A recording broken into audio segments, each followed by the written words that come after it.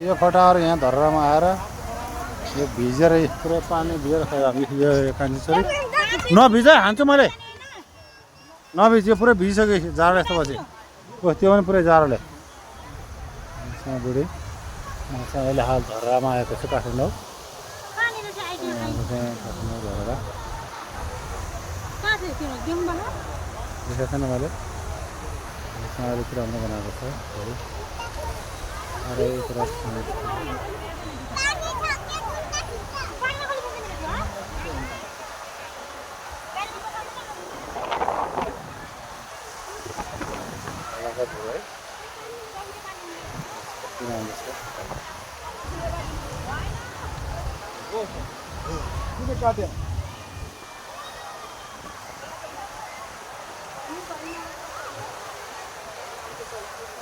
बसिरहेको यो धरहरा है त्यो ठाउँ चाहिँ काठमाडौँ धरहरा जुन पुरानो धरहरा भत्किएर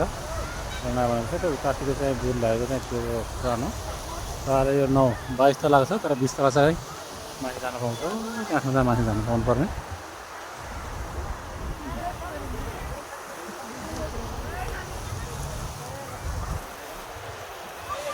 राम्रो दृश्य छ यहाँको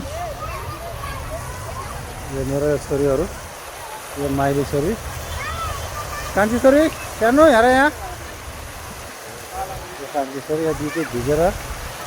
खतम भएको छ र यहाँ चाहिँ मेरो बुढी हुनुहुन्छ यानि कि मेरो श्रीमती हेलो ओइ हेलो गोमाजी के छ आराम हुनुहुन्छ सानी प्रियङ्का नभिज भनेको मैले पिर्छु है तिमीहरूलाई अहिले नभिज छोरी नभिज बिरामी भइन्छ नभिज तिमीहरू बिरामी